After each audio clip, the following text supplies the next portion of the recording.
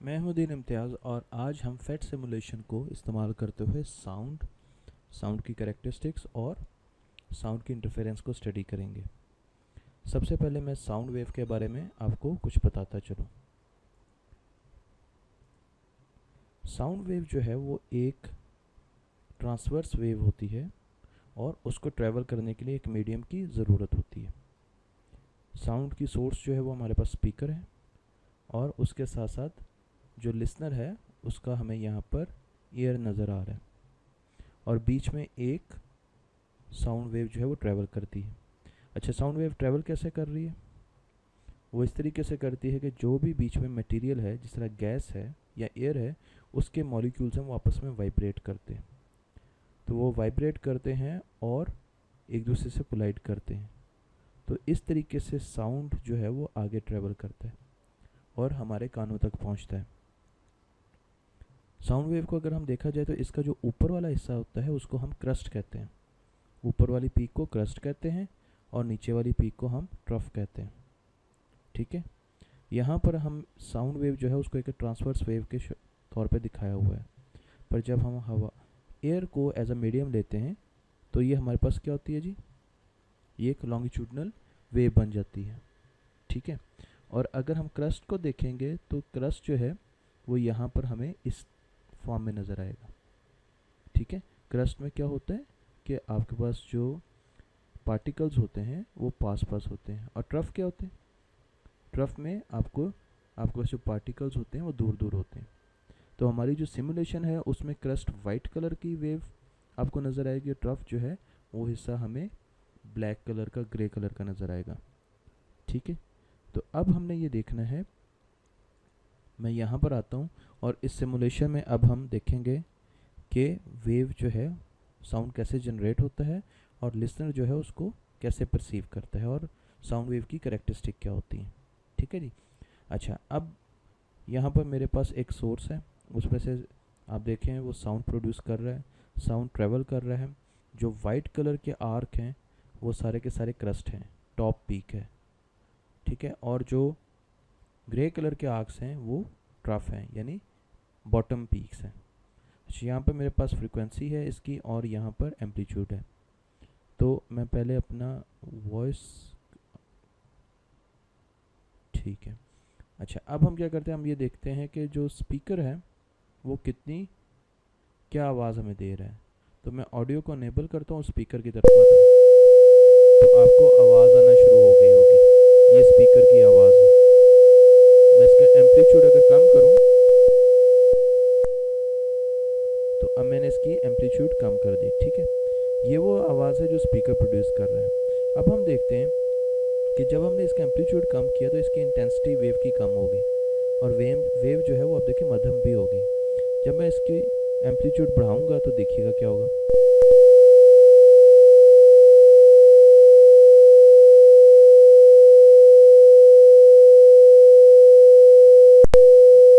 तो इस मौके पे हमें नज़र आया कि अब जो वेव है मैंने इसको म्यूट कर दिया है। वेव जो है उसके क्रस्ट और ट्रफ जो है उनकी इंटेंसिटी बढ़ गई है और ये स्पीकर प्रोड्यूस कर रहा है। दूसरे केस में हम ये देखेंगे कि इस लिसनर को कैसे ये आवाज़ सुनाई दे रही है।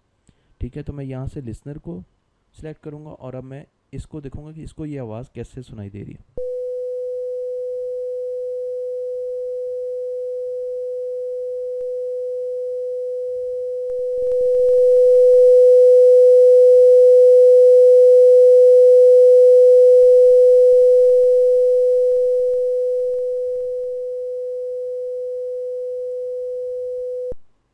अब हम ये करते हैं कि इंटेंसिटी जो है हमने देखा कि इंटेंसिटी जो है वो कैसे वेरी करती है स्पीकर के डिस्टेंस के साथ। अब हम फ्रीक्वेंसी की तरफ जाते हैं और उसको देखते हैं कि वो कैसे। पहले मैं स्पीकर को सिलेक्ट करूँगा और स्पीकर जो है अगर फ्रीक्वेंसी इसकी वेरी की जाए तो इस पर क्या इफेक्ट होगा और फिर लिसनर को देखेंगे। इसमें आपने एक ऑब्जर्वेशन लेनी है कि जब मैं फ्रीक्वेंसी वेरी करूँगा तो आपको ये जो वाइट और ग्रे आर्क्स हैं इनकी विड्थ चेंज होती हुई नज़र आएगी। जब फ्रीक्वेंसी ज़्यादा करूँगा तो वेवलेंथ कम होगी तो ये कंप्रेस होंगे, करीब करीब आ जाएंगे, छोटे हो जाएंगे। और जब मैं फ्रीक्वेंसी कम करूँगा तो ये बड़े हो जाएंगे। ये आपने ऑब्जर्वेशन लेनी है।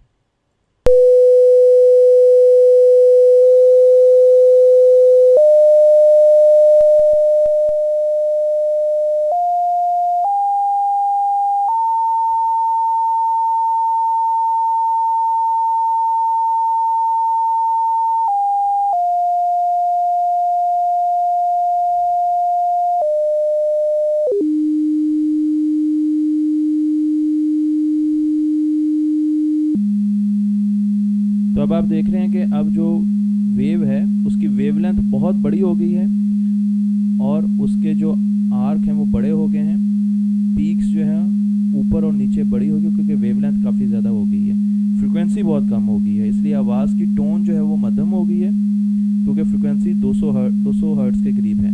और अगर इसको मैं ज़्यादा ले जाऊँ तो फिर देखिएगा फ्रिक्वेंसी ज़्यादा होगी तो आवाज़ कैसी आएगी।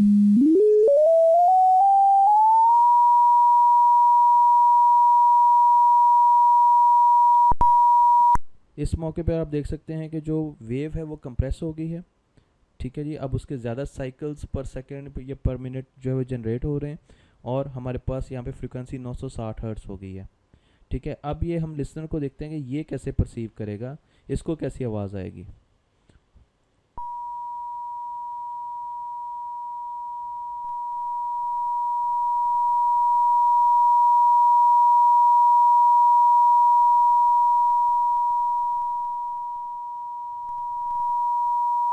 अब मैं फ्रिक्वेंसी में चेंज करता हूँ, देखते हैं लिसनर को क्या सुनेगा।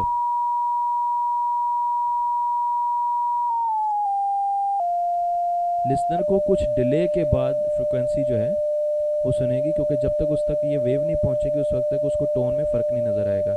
अभी देखिएगा मैं फ्रिक्वेंसी चेंज करूँगा, इसको कुछ डिले के बाद वो फ्रिक्वेंसी जो है उसका साउंड आएगा।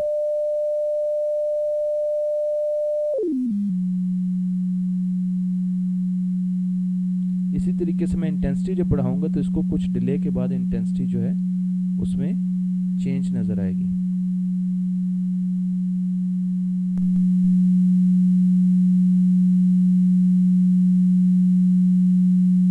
तो इंटेंसिटी जो है वो ये बताती है कि आपका जो लाउडनेस है वो कितनी है। इंटेंसिटी आपको एम्पलीट्यूड जो है वो आपको इंटेंसिटी या लाउडनेस बताता है, जबकि फ्रिक्वेंसी जो है वो आपको आवाज़ की बारीकी या मोटाई, जिसको हम पिच कहते हैं, वो बताती है। ठीक है, ये आवाज़ को पतला कर देगी या मोटा कर देगी। तो यहाँ से हमें ये चीज़ जो है, अब हम आगे चलते हैं। इसमें हमारे पास जो सोर्सेज हैं वो दो हो गई हैं इस केस में, और दो स्पीकर्स हैं और उनकी इंटरफेरेंस हो रही है। तो पहले हम एक इंडिविजुअली देखेंगे और फिर हम इंटरफेरेंस के, ये देखें यहाँ पर ये इंटरफेरेंस हो रही है। तो इंटरफेरेंस में क्या है कि जहाँ पर दोनों के क्रस्ट जो है वो ऊपर आ रहे हैं, बिल्कुल मैच कर रहे हैं, तो वहाँ पर वाइट कलर का आपको डॉट नज़र आएगा क्योंकि वो ऐड हो रहे हैं, दोनों के क्रस्ट ऐड हो रहे हैं, दोनों के साउंड के सिग्नल ऐड हो रहे हैं। और अगर ये आउट ऑफ फेज़ हैं तो एक का क्रस्ट दूसरे के ट्रफ के ऊपर आ गया तो कैंसिल हो जाएंगे, और कैंसिल पे ब्लैक डॉट जो है ना वो आपको नज़र आ जाएगा। तो इसलिए आपको यहाँ पर दो किस्म की चीज़ें नज़र आ रही हैं, डॉट्स नज़र आ रहे हैं, वाइट डॉट्स और ब्लैक डॉट्स।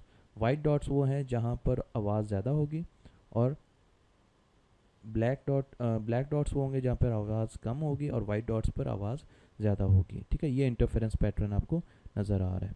अब हम सबसे पहले यहाँ पर जाके देखते हैं।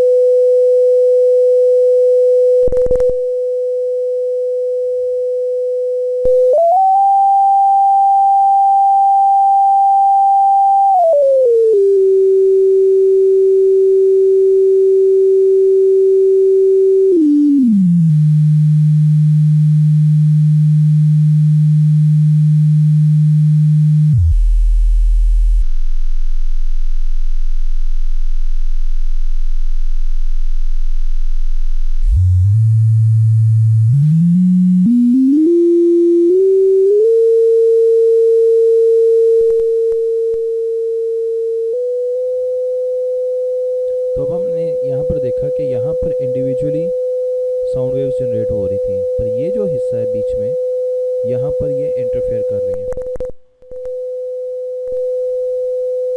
ठीक है जी, यहाँ पर आपको विजुअली नज़र आ रहा है कि ये आपस में इंटरफेयर कर रही हैं, ठीक है। और यहाँ पर ये आपके पास एक सेकंड स्पीकर है जिसमें से वही आवाज़ दोबारा निकल रही है। तो हम अगर इसको पीछे कभी कर दें तो आप देख लेंगे कि यहाँ पर कोई इंटरफेरेंस नहीं है, यहाँ पर कोई इंटरफेरेंस नहीं, यहाँ पर भी कोई इंटरफेरेंस नहीं, पर यहाँ पर इंटरफेरेंस जो है वो है।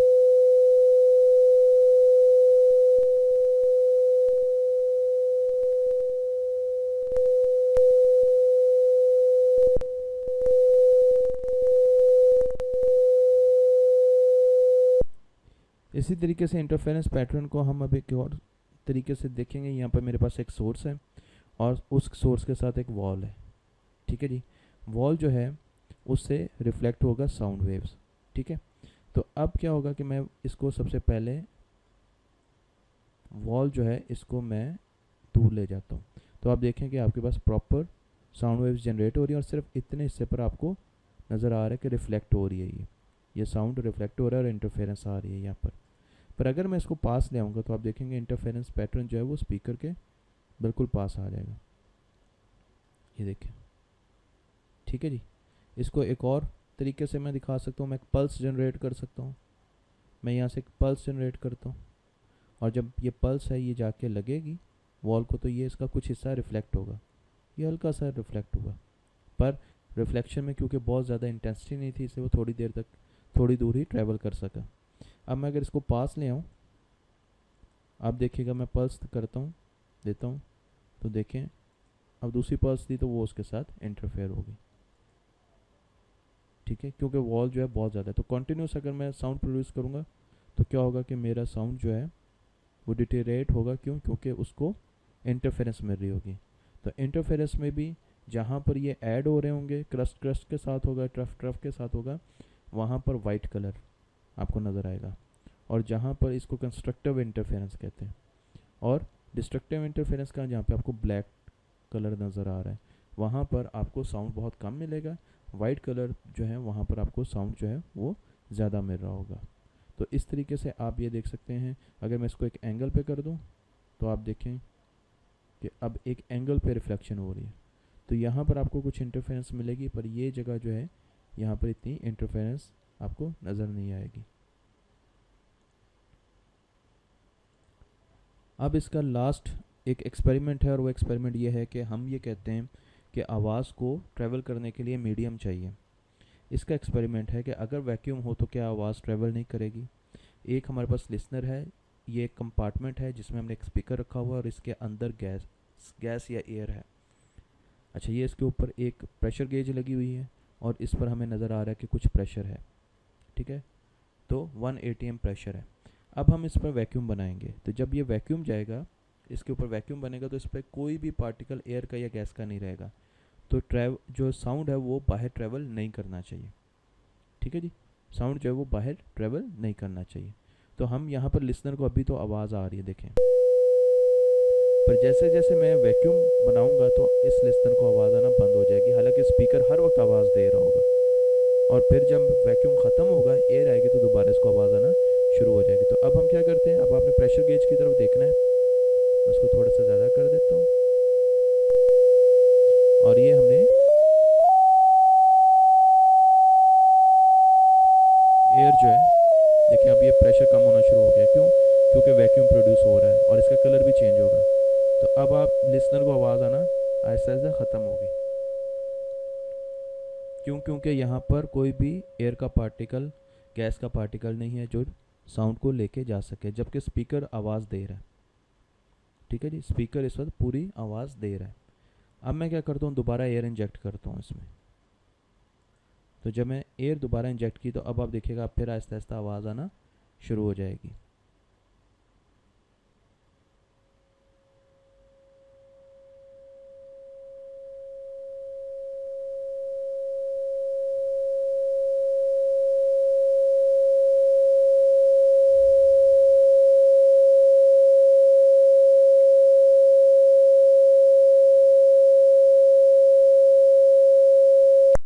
तो इससे हमें ये पता चला कि वैक्यूम में साउंड जो है वो ट्रैवल नहीं कर सकता। जहाँ भी वैक्यूम है, जिस तरह स्पेस है, या और ऐसी जगह जहाँ पर वैक्यूम होगा वहाँ पर हमें एक दूसरे की आवाज़ सुनाई नहीं देगी, वहाँ हमें आवाज़ सुनने के लिए कुछ और करना पड़ेगा। और अगर वैक्यूम नहीं है तो आवाज़ जो है वो एक जगह से ट्रैवल दूसरी जगह कर सकती है, क्योंकि आवाज़ को ट्रैवल करने के लिए एक मीडियम की ज़रूरत होती है।